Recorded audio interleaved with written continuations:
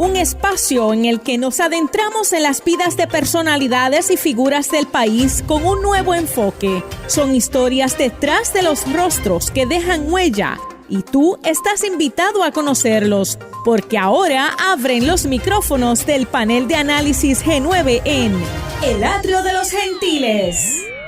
Bienvenidos y bienvenidas al Atrio de los Gentiles, un programa radial semanal que se transmite los martes y que también se difunde a través de las redes de la Universidad Católica de Puerto Rico, la Pontificia Universidad Católica de Puerto Rico.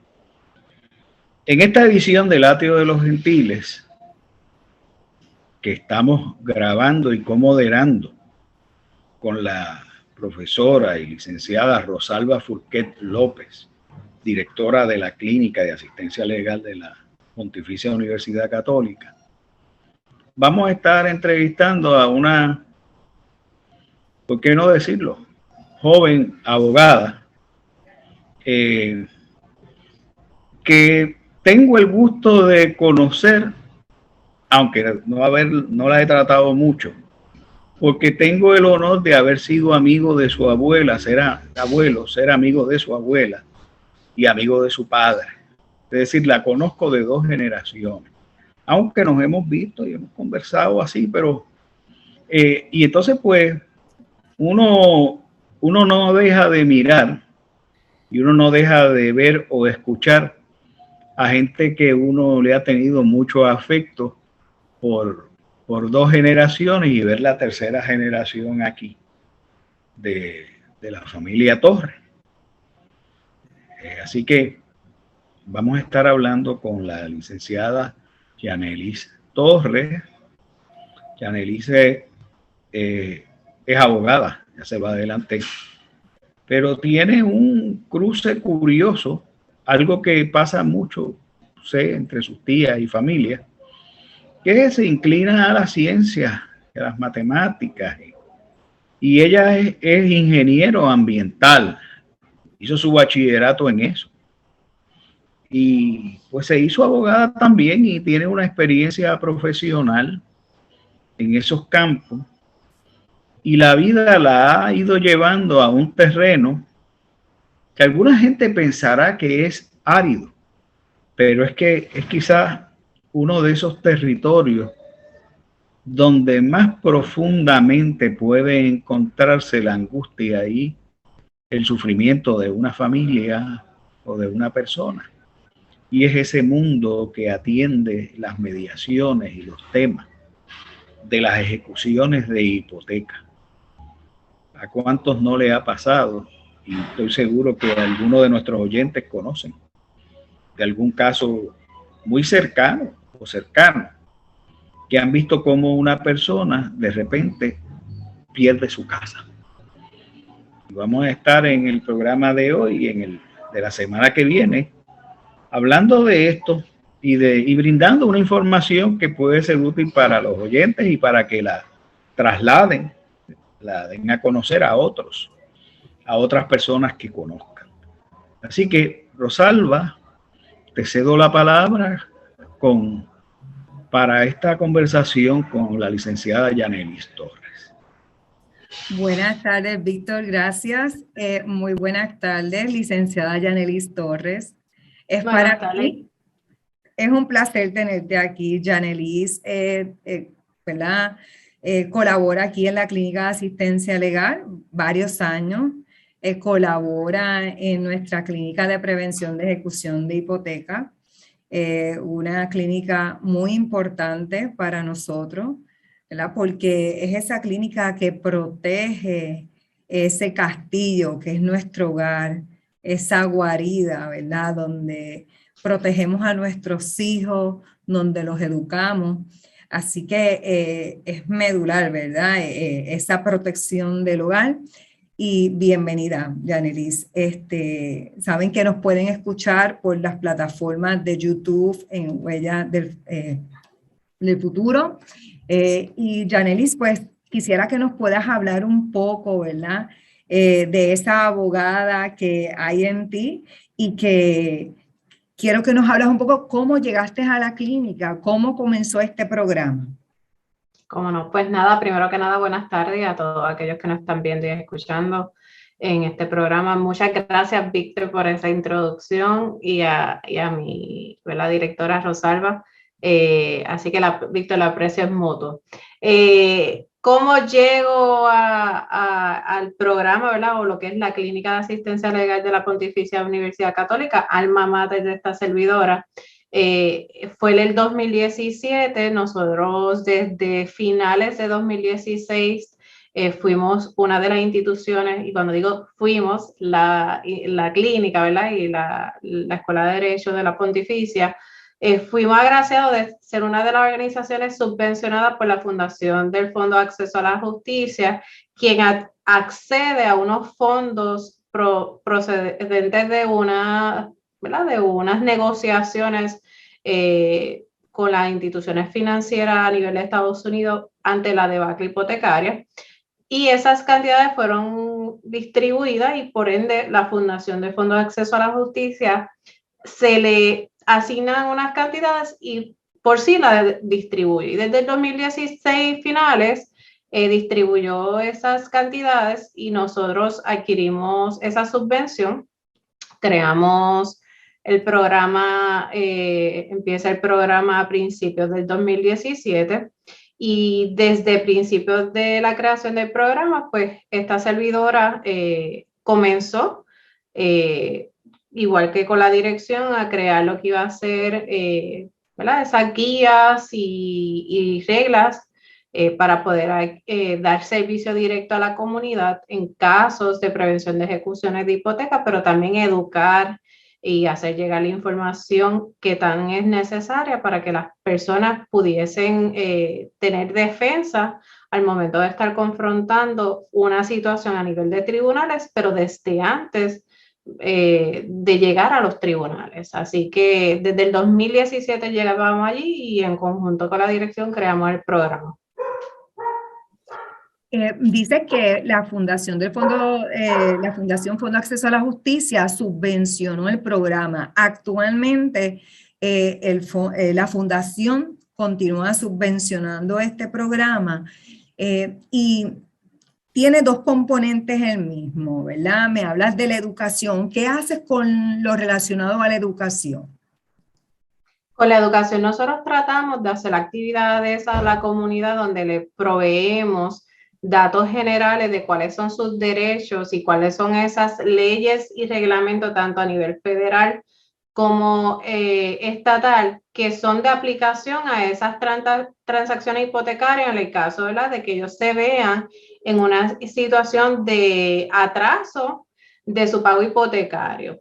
De igual manera, nosotros, como parte del componente del programa, tenemos y trabajamos todos los días en conjunto con nuestros estudiantes y parte de esa porción del programa es llevarle ese conocimiento a las nuevas generaciones que están en nuestros programas, ¿verdad? Esos estudiantes que en menos nada, ¿verdad? En ese último año que les queda, van a estar saliendo a la fuerza laboral como togados para que hagan la diferencia y tengan ese impacto y ¿verdad? Vayan viendo otra o teniendo otra visión de lo que es este campo o el derecho en general en el área de lo que son los contratos y las obligaciones.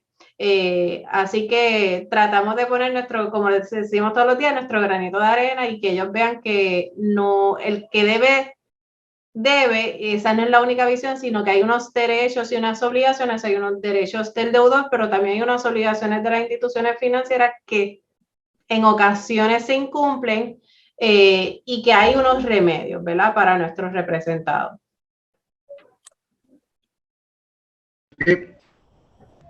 El tema de la ejecución hipotecaria, que en nuestro país, para mucha gente es casi el equivalente a un castigo y a una dura sentencia. ¿Cómo la asumen en primera instancia los estudiantes? Pues es un hecho que le consta, que han vivido, o cómo se trabaja en primera instancia para sensibilizarlo sobre un asunto que puede ser tan grave en determinado escenario? Pues es muy común que lleguen los estudiantes al programa con un desconocimiento grandísimo, ¿verdad? Del área. No necesariamente, yo diría que los casi 6 años que llevo dirigiendo el programa, son muy pocos los estudiantes que de forma directa o indirecta han estado en un proceso, ¿verdad? Un familiar, algún amigo, etcétera. Pero conocen a alguien, aunque sea lejano, ¿verdad? Conocen por oído del tema.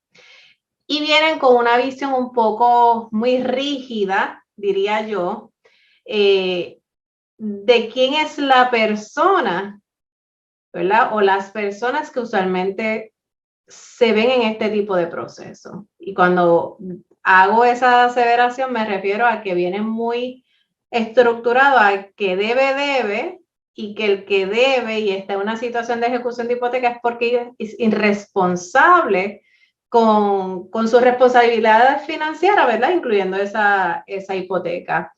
Y es un poco complejo, pero lo logramos la mayoría de las veces, romper esa visión con la que vienen y humanizar ese cliente, esas personas que están en ese momento difícil, que como ambos ustedes decían ahorita, esto es el castillo, esa propiedad usualmente del castillo es el templo de la mayoría de las familias, ¿verdad? Nosotros, como yo le digo a mi estudiante, nosotros vivimos en una sociedad donde socialmente, ¿verdad? Y culturalmente venimos estructurados a lograr adquirir una propiedad. Y eso es como nuestro norte, ¿ok?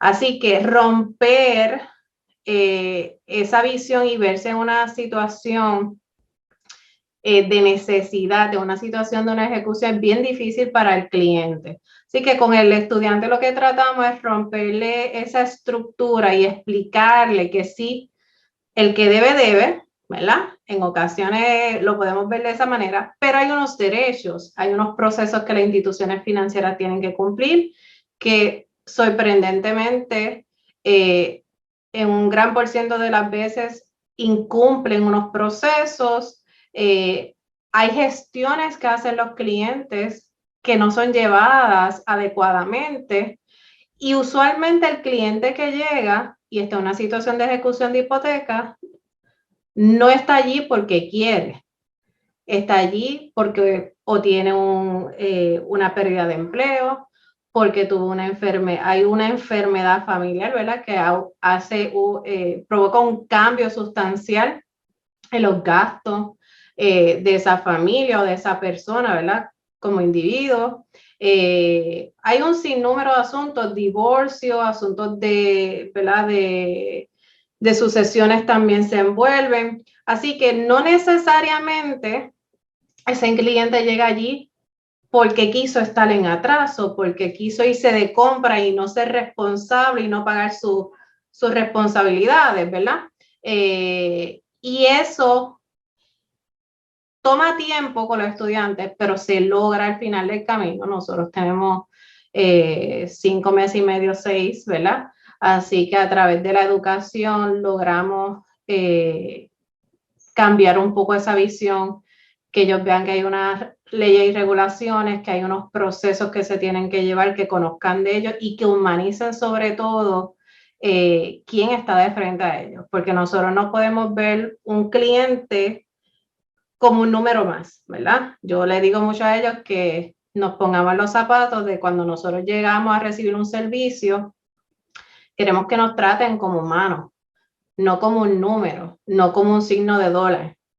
Y eso es de las primeras cosas que yo le digo. Quien está allí puede ser su hermano, quien está allí puede ser su papá, quien está allí puede ser su abuelo, ¿verdad? En caso de esas personas de la tercera edad que tienen préstamos reverse y llegan a nuestra oficina. Así que tratamos de romper, ¿verdad? esas ideas preconcebidas, esos conceptos preconcebidos, y humanizar lo que es parte de nuestra misión en la clínica, es parte de nuestra labor todos los días. La legislación, como toda legislación, es defectuosa y puede ser defectuosa por muchas razones. A veces problemas técnicos, chapucerías que se hacen a veces en la Asamblea Legislativa. En otras ocasiones porque las leyes atraviesan por un proceso en donde son averiadas, torpedeadas, enmendadas, y el producto que queda no necesariamente es el producto idóneo para conseguir los objetivos que en teoría se anuncia se quieren alcanzar. Yo conozco un poco la génesis de esta ley, no porque se aprobase en mi tiempo de legislador, ya yo había salido de la Asamblea Legislativa, pero me mantuve al tanto de diferente manera y estoy consciente de que hay unas cosas en la legislación que necesitan ser mejoradas. Fui testigo silente de los torpedos que le metieron en la quilla a esta ley para trancar el proceso y cómo ágilmente quienes trataban de promoverla consiguieron aprobarla y no le quedó más remedio al gobernador Fortuño que firmarla. ¿Cuál tú dirías? Y no me quiero meter en territorio de lo que sea objeto de la próxima semana, pero ¿cuál tú dirías que es la modificación más urgente que le hace falta a este procedimiento, a esta legislación? Pues mira, Víctor, coincido totalmente contigo, ¿verdad? Yo, como le digo a mis estudiantes, las leyes no son perfectas y constantemente tenemos que estar revisándolas, ¿verdad? Y atemperándolas a los cambios.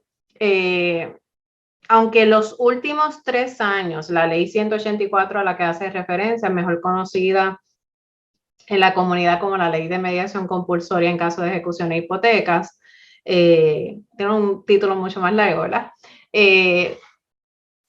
Esa ley ha sufrido en los últimos 3 años 4 enmiendas, si la mente no me falla, siendo la más reciente en el 2020.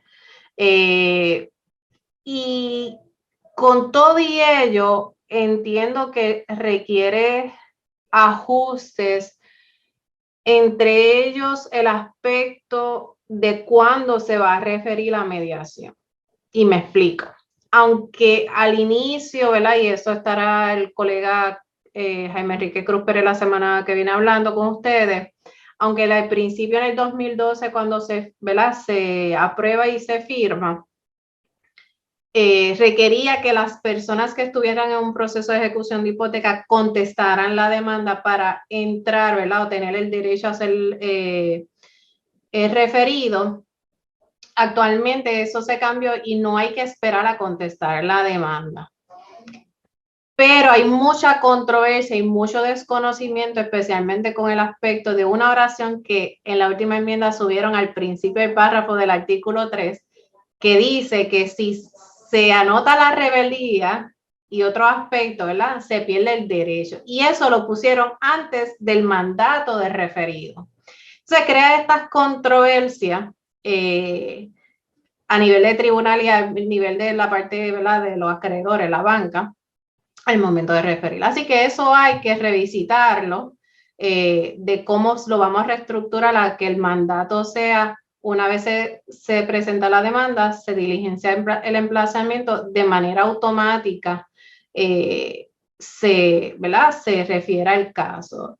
Hay muchas otras cosas y yo creo que podemos seguir abundando una vez llegamos de un poquito de la pausa, pero hablándote por encima, aspectos, por ejemplo, que tienen que ver con menores de edad que adquieren propiedades porque sus padres fallecen. Hay mucho bache, ¿verdad? O hay mucha... No queda claro escenarios como ese. Es el escenario de las sucesiones, aunque se incorporan en el artículo 3, todavía hay escenarios que se pueden contemplar, ¿verdad? Y ajustar en lo que tiene que ver con la herencia, ¿verdad? Y lo que tiene que ver con exparejas, ¿verdad? Aunque eso ha mejorado y se han hecho ajustes, todavía hay campo para ajustar. Y lo digo pues porque nosotros también hemos enfrentado situaciones en ese tipo de áreas donde ha sido bien difícil, aunque se refieran a los casos de mediación, que los casos se den y se vean. Bueno, ahora pasamos a una pausa y continuaremos aprendiendo un poco más sobre este tema. El atrio de los gentiles. Comenzamos nuevamente con la licenciada Yanelis Torres de la Clínica de Asistencia Legal en el programa de prevención de ejecución de hipoteca. Hemos estado hablando sobre las mediaciones, pero me gustaría saber, licenciada, un poco de cómo, ¿verdad?, aquellos oyentes que desconocen, habló de demanda, habló de emplazamiento, habló de rebeldía, habló de mediación. ¿Cómo es que comienza ese proceso de la ejecución de hipoteca? Pues mire, un proceso de ejecución de hipoteca, lo primero que se debe de dar, ¿verdad?, es que la persona esté en un atraso, y no es en un atraso. Una vez uno se atrasa la primera mensualidad, inmediatamente el acreedor va a ir corriendo al tribunal a radicar una demanda, no. Por regulación federal tienen, ¿verdad? Y cuando digo regulación federal, esto es un campo que está sumamente regulado, y en esta área pues hay dos leyes, hay una ley y un reglamento principal, lo llamamos reglamento X, y establece muy bien que una vez la persona, el consumidor, el deudor, como le queramos decir, se atrasa esa primera mensualidad, desde ahí empieza a descontar, o empiezan a contar, mejor dicho, el término para ellos poder radicar, y tienen que pasar 120 días desde ese primer atraso para que la institución pueda presentar un pleito de ejecución de hipoteca.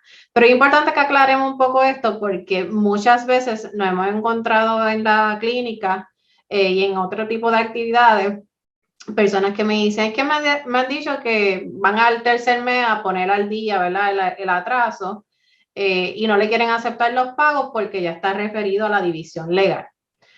Es uso y costumbre que a los 90 días del atraso la institución refiera, ¿verdad?, pase ese caso a la división legal para la atención correspondiente, sea un acercamiento a nivel de carta, ¿verdad?, o esperar a ver si se cumplen los 120 días para la posible erradicación. Eso no quiere decir, y ¿verdad?, es uno de los retos, ¿verdad?, que tenemos constante, porque una vez referido a la división legal, los oficiales de las instituciones como que trancan el caso y no permiten que quizás esa persona se pueda poner al día teniendo la intención de ponerse al día. Así que si no han pasado los 120 días, uno puede poner al día ese préstamo, ¿verdad?, o llegar a algún tipo de conversación para ponerlo al día y evitar una posible ejecución, pero ya el día 121, 122, desde el primer incumplimiento de pago, podrían radicar en cualquier momento una demanda. Vamos a suponer que yo recibo esa demanda. Llega un señor o una señora y me entrega una demanda diligenciando un emplazamiento y la demanda. Me asusto si no estoy acostumbrado, y las personas ordinariamente no están acostumbradas a ese shock. Y entonces pues me quedo afligido sin saber qué hacer, aparte de llamar a la clínica, que tú darás los teléfonos y demás.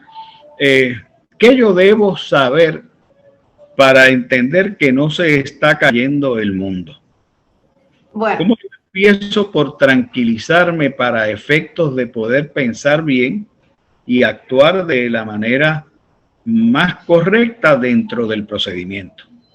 Pues mira, Víctor, yo digo que esto es parte de nuestra profesión. Nosotros tenemos muchos sombreros, no tan solo somos abogados, somos consejeros familiares, un poquito psicólogos, así que ¿verdad? indirectamente nos pulimos en otras áreas y sacamos ese tacto humano, ¿ok? Pero de las primeras cosas que siempre le decimos a los clientes que no nos podemos ahogar en un vaso de agua, no es el fin del mundo, hay opciones, ¿ok? Y la gente piensa que ¿verdad? Que la licenciada está un poco alocada y que eso no puede ser porque tengo una demanda y mañana me van a quitar la casa, porque llegan así, ¿verdad? Ese es el pensamiento usual de una persona que desconoce, nunca ha estado expuesta a un tribunal, a un proceso judicial, y piensan que al otro día los van a sacar. Lo primero que deben de hacer, como muy bien tú dices, si están en la región judicial de Ponce, deberían de llamar a nuestra oficina, así que voy a aprovechar y dar la información de nuestros números. Nuestro número es 787-651-2000 o 841-2000 y las extensiones son las 1915 o la 1822 principalmente. Allí nuestros oficiales administrativos le van a estar atendiendo y dando una cita para una orientación y entrevista. Así que no cunde el pánico, hay los servicios, vamos a llamar y educarnos. Segundo, antes que nos llegue un caso de ejecución, ¿verdad? Yo les digo a mi estudiante y les digo a todos mis clientes, yo no quiero que el cliente llegue con una demanda de ejecución a mi oficina. Yo quiero que mi cliente llegue, ¿verdad? Si tiene una dificultad, con una situación de atraso donde podamos empezar unas conversaciones con la institución financiera a través de un proceso de mitigación de pérdida o el famoso, ¿verdad? En inglés conocido los mitigation, donde podamos empezar unos procesos para evitar una ejecución, ¿verdad? ¿Y qué es eso de mitigación de pérdida? Pues mitigación de pérdida es básicamente un programa que todas las instituciones financieras deben de tener, donde sus manuales, dependiendo del tipo de préstamo, o el inversionista que tiene ese préstamo, van a determinar cuáles son las opciones. Dentro de las opciones más comunes, puede ser un plan de pago, puede ser una modificación de esa hipoteca, puede ser una venta corta o el famoso short sale, una entrega voluntaria. Esas son de las opciones que across the board, ¿verdad? Entre todos los acreedores, independientemente de cuál sea el tipo de préstamo, podrían coincidir, ¿verdad? Dependiendo del tipo de préstamo, puede haber otras opciones adicionales. Por decir un ejemplo, los préstamos FHA, ante la situación del COVID, acaban de incluir alrededor de 6 o 7 opciones nuevas de mitigación de pérdida que están en sus manuales. Así que va a depender mucho de ese tipo de préstamo. Y no me han hecho la pregunta, pero ¿cómo sabemos nuestro tipo de préstamo? Pues usualmente en esa escritura de hipoteca si la tienen o en algún documento del cierre debe de aparecer. Si no hay líneas del Departamento de Vivienda Federal y de otras instituciones que aseguran préstamos hipotecarios y a través del servicer, el administrador de servicio de ese préstamo, que tiene unos números de teléfono, uno puede verificar la información y solicitar inclusive copia del pagaré o copia de la hipoteca y se puede hacer esa indagación. A lo mejor los que nos están escuchando y viendo pues piensan que eso es un poco difícil, pero no es tan difícil. Hay procesos y son relativamente llevaderos. Pero como les iba diciendo, yo prefiero que ese cliente llegue a la oficina o a la oficina de cualquier profesional, porque nosotros no somos los únicos que trabajamos estos asuntos. También JOTO, el Departamento de Vivienda Federal, que se conoce por sus siglas en inglés como HUD, pero en español HUD, tiene unas instituciones que son los consejeros de vivienda, ¿verdad? Que están certificados por el Departamento de Vivienda Federal y pueden hacer unos asesoramientos también y acompañarle, estructurar, ¿verdad? Lo que son las finanzas de ese hogar. Y yo prefiero que lleguen a esa etapa porque, por ejemplo, si yo tengo un cliente que lleva un mes de atraso nada más, las opciones son tan amplias versus un cliente que ya tiene, vamos a decir, un caso de ejecución visto, tiene una sentencia ya dictada, ¿verdad? Ya se vio el caso, ya se determinó sobre el caso. Hay opciones todavía, pero son más limitadas.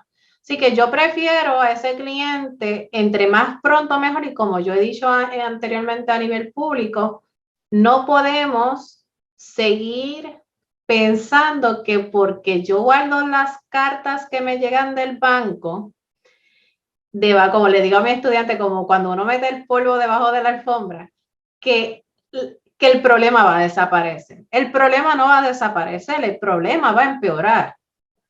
Así que lo que queremos evitar es que empeore, que haga como una bola de nieve y que cada día crezca, ¿verdad?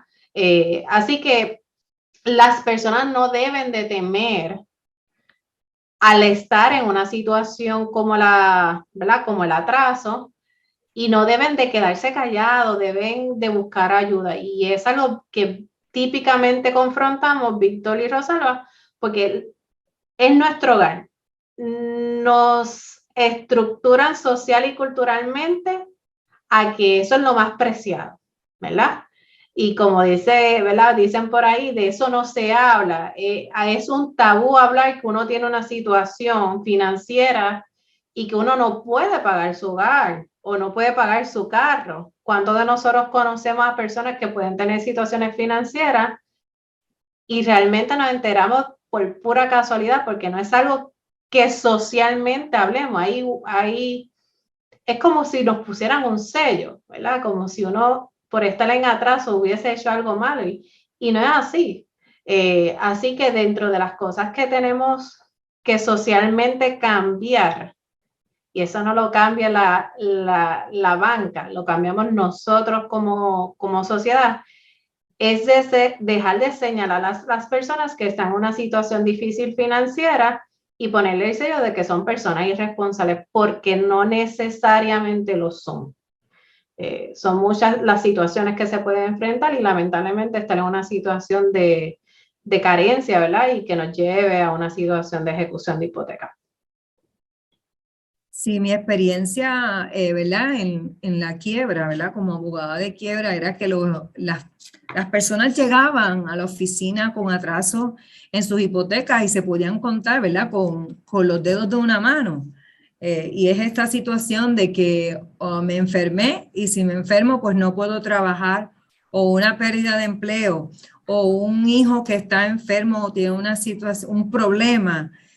O un divorcio, que antes eran 2 ingresos y ahora es un solo ingreso. O sea que no debemos temer de buscar las ayudas, no estigmatizar a las personas, ¿verdad? Porque no pueden pagar su hipoteca. Y sé que mencionaste que tu deseo es que lleguen cuando tengan a lo mejor un atraso o 2 atrasos, pero la realidad es que sí hay alternativas para luego de haber una demanda presentada en los tribunales. Oh, sí, definitivamente. Ahí por eso decía que ese es el escenario perfecto y deseado, ¿verdad? Porque tenemos muchísimas opciones. Eso no quiere decir que teniendo presentado una demanda no tengamos opciones o disminuya, ¿verdad? Van disminuyendo cuán cercano sea una posible venta judicial en el proceso. Pero no, o sea, las opciones existen. Yo puedo tener una demanda, tenemos ahora, como muy bien Víctor decía, desde el 2012 la ley 184 ¿verdad? La ley de mediación compulsoria ante los casos de ejecución de hipoteca, que pone un proceso adicional en búsqueda, ¿verdad? O con miras a buscar acuerdo entre las partes. Así que en adición al proceso de mitigación de pérdida tenemos esa opción adicional. Así que el que haya un proceso de ejecución de hipoteca presentado no es el fin del mundo. Hay opciones y seguirán habiendo opciones. Es un área bien regulada. Si mencionaste entre esas alternativas lo que es la venta corta, la dación en pago, porque, ¿verdad? La persona puede entender, mira, ya yo no quiero esta propiedad, yo realmente quiero salir de esta propiedad, y están estas otras alternativas. ¿Podrían explicarnos un poco qué es esto de dación en pago y venta corta? Sí, mira, pues como le estaba diciendo ahorita, son 2 de las más comunes. Dentro del proceso de mitigación de pérdida, se hace una evaluación por las instituciones financieras, nosotros presentar nuestro caso, ¿ok? de cuáles son nuestras capacidades, tanto de ingreso versus gasto, y de forma escalonada, como conocen ellos a nivel federal, lo que se conoce waterfall, van evaluando las posibilidades dentro de las opciones que tiene ese tipo de préstamo. Esas dos que muy bien tú mencionas de venta corta y de entrega voluntaria, usualmente son las últimas porque son opciones de mitigación de pérdida, pero de no retención, son de disposición. ¿Okay? La gente a veces me dice, pero es como un poco contradictorio, licenciada, ¿verdad? Que tengamos opciones de disposición cuando la palabra es mitigar la pérdida. Pues sí, lo que pasa es que son de disposición porque no todo el mundo necesariamente va a cualificar para opciones de retención, ¿verdad? Así que siempre se tienen esas dos opciones. También hay clientes que prefieren, ya conocen su situación económica particular y de una vez saben que no van a tener capacidad de pagar, así que de antemano ya se van encaminando y preparando para trabajar o cualificar para esas opciones como son las ventas cortas y la entrega voluntaria, que tiene unos requisitos también para poder cualificar para ellas. Así que ya tenemos ese cliente o que venga con la idea preconcebida, ¿verdad? En su cabeza de que no va a tener capacidad y que esa es la opción que desea, ¿verdad?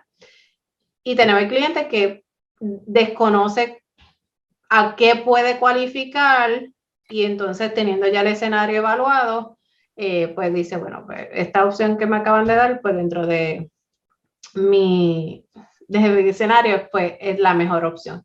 Antes de seguir con cualquier tema, quiero aclarar, el proceso de mitigación de pérdida, no hay una obligación de la institución financiera de dar una opción en específico a esa persona que esté en atraso. El proceso de mitigación de pérdida es un proceso de evaluación. Hay que cualificar para las distintas opciones de mitigación de pérdida porque cada una tiene unos requisitos de elegibilidad que establece la organización que asegura ese préstamo o el inversionista.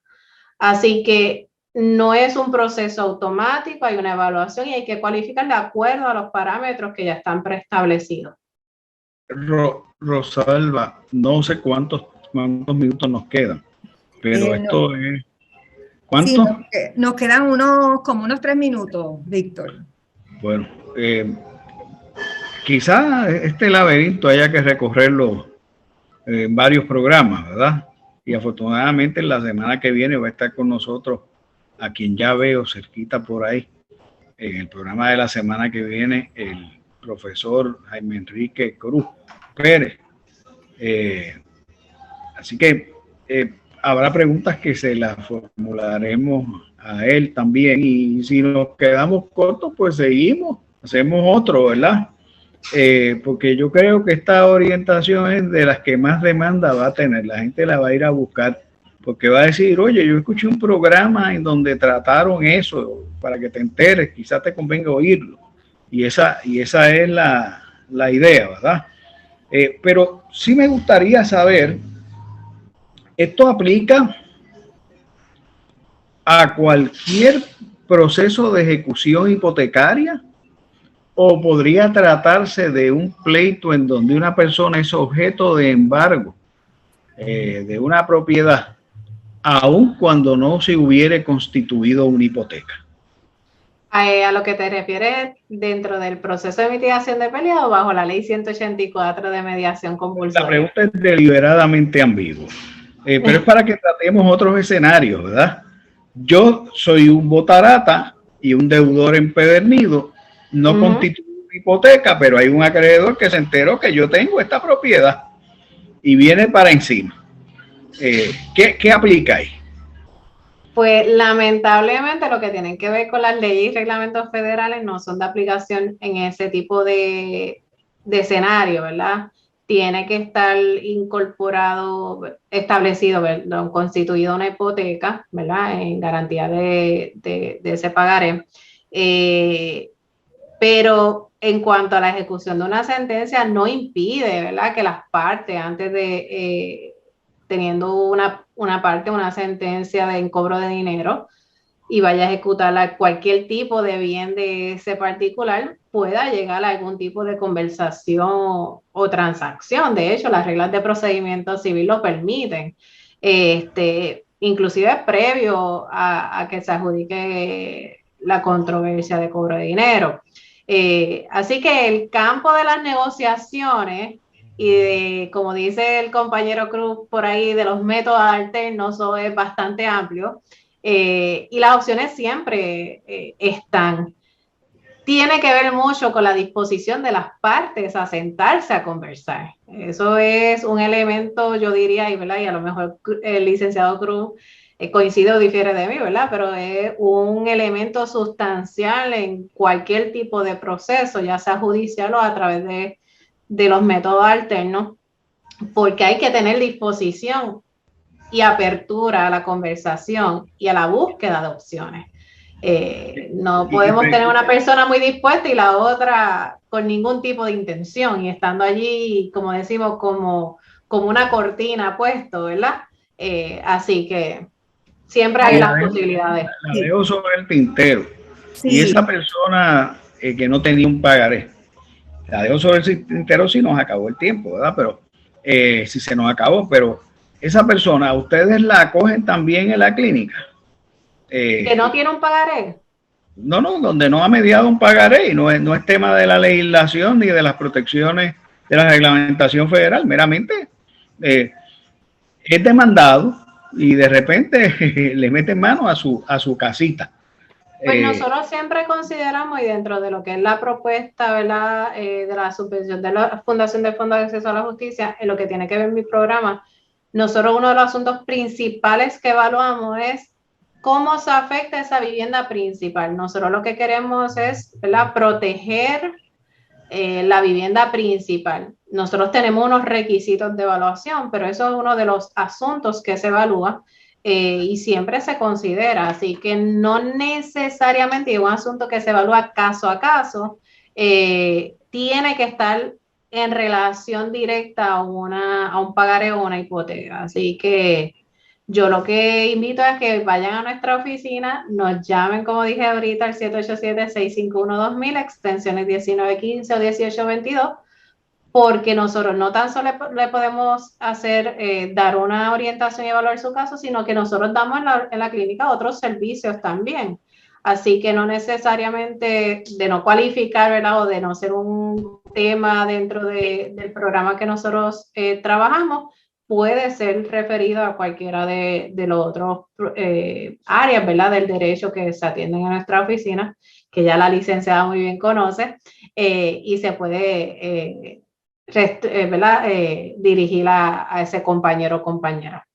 Muchas gracias, licenciada Yanelis Torres. Antes de irnos, quisiera aclarar que también existe el hogar seguro de una persona, ¿verdad?, que podría, ¿verdad?, una persona que está siendo demandada y le quieran embargar su casa y no existe pagaré, sino por una demanda extrajudicial, pues podría tener derecho a su hogar seguro y podría levantar esa defensa. Así que muchas gracias, se nos ha terminado el tiempo. Yo sé que hay muchas preguntas, muchas dudas sobre este tema, pero estamos en la clínica en el 841-2000 y se pueden comunicar a nuestras extensiones 1822 y 1915. Muchísimas gracias, licenciada Yanelice Torres. Realmente un privilegio haber tenido la oportunidad de que conversáramos aquí en el Atrio de los Gentiles. Pues para mí un placer, gracias por la invitación. Intégrate a la mesa y descubre las vidas de los gentiles. Comunícate con nosotros a elatriodelosgentiles@pucpr.edu. Queremos saber de ti. El Atrio de los Gentiles es una producción de la Pontificia Universidad Católica de Puerto Rico.